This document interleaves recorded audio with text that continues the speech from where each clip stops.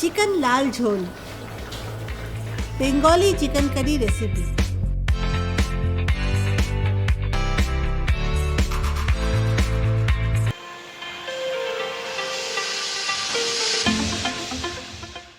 Chicken 1.5 kilo, थोड़े बड़े ही टुकड़े हैं और बोन के साथ हैं।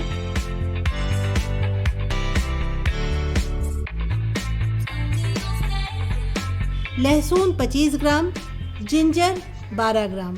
इसको थोड़ा पानी डालकर पीस लेते हैं और इस पेस्ट से लगभग 1 छोटी चम्मच जिंजर गार्लिक पेस्ट निकाल कर रख देते हैं। बाकी के पेस्ट में 1 प्याज डालकर फिर से पीस लेते हैं।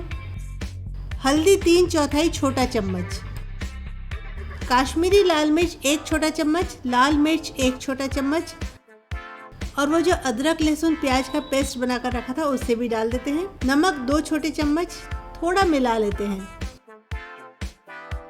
आधी कप फ्रेश गाढ़ी दही थोड़ा फेंट लेते हैं। सरसों तेल 2 बड़े चम्मच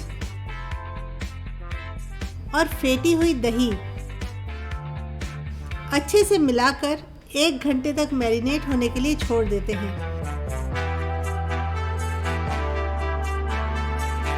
250 ग्राम प्याज है, इसे पतला पतला स्लाइस कर लेते हैं।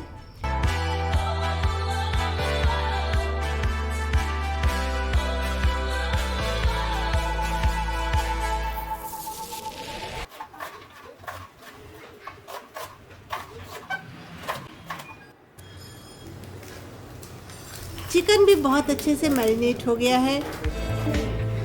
कढ़ाई में हम डाल रहे हैं 3/4 कप सरसों का तेल।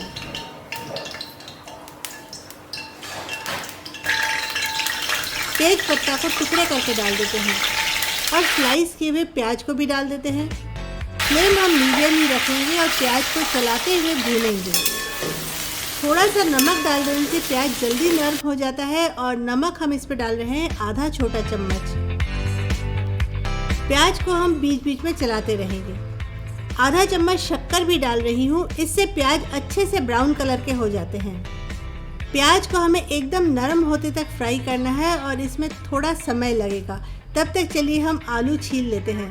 बंगाली चिकन करी बिना आलू के अधूरी है और आलू का स्वाद चिकन की ग्रेवी में कई गुना बढ़ जाता है।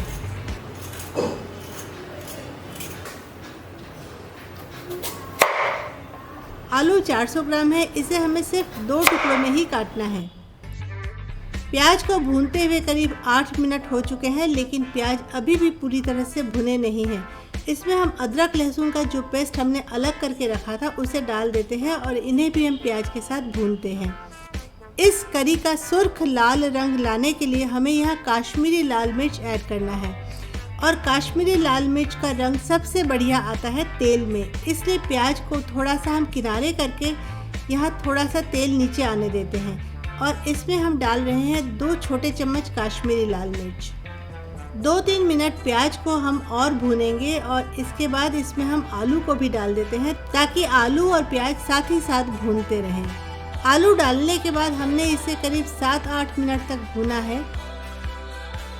प्याज अब काफ़ी नरम हो चुका है, यह मैं आपको एक चम्मच में उठाकर दिखा रही हूँ। इसका टेक्सचर एकदम सॉफ्ट हो चुका है।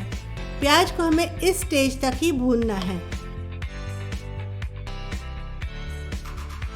अब हम मैरिनेट किए हुए चिकन के पीसेस को भी कढ़ाई में ऐड कर देंगे। मैरिनेट लिक्विड को अभी नहीं डालना है, सिर्फ चिकन के पीसेस को ही डालना है। चिकन के साथ आप हमेशा याद रखिए कि इसे शुरू में हाई फ्लेम में फ्राई करना चाहिए और इसलिए हम चिकन को हाई फ्लेम पे करीब 7-8 मिनट तक इन मसालों के साथ भूनेंगे। अब हम मैरिनेट लिक्विड को भी डाल देते हैं और फ्लेम को मीडियम कर देंगे। चिकन को हम करीब 5 मिनट तक और भूनेंगे।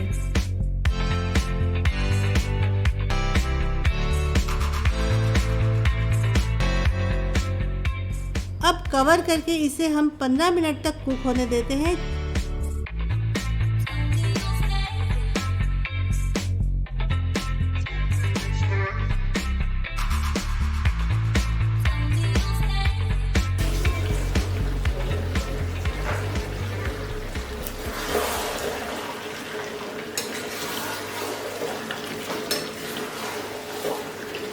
चिकन और आलू दोनों ही करीब करीब 80% तक कुक हो चुके हैं और अब इसमें हम ऐड कर रहे हैं 800 मिलीलीटर गर्म पानी।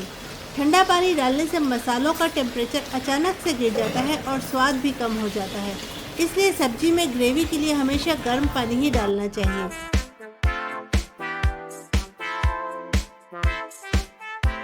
इसे कवर करके और 5 मिनट तक कुक होने देते हैं या तब तक कुक होने देते हैं जब तक चिकन और आलू पूरी तरह से कुक ना हो जाए। यह रेसिपी एकदम ही सिंपल है, लेकिन इसमें सारे फ्लेवर आते हैं फ्रेश मसालों से।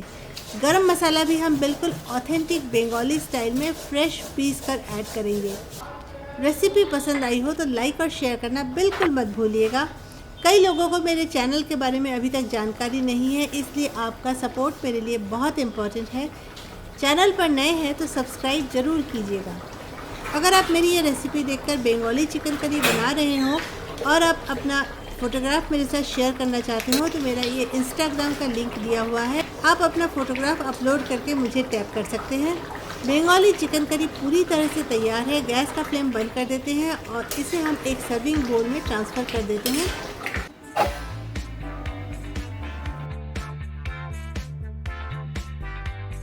बंगाली हाउस होल्ड में प्राय संडे को इस तरह की चिकन करी बनाई जाती है और यह चिकन करी चावल या रोटी दोनों के साथ ही बहुत अच्छी लगती है।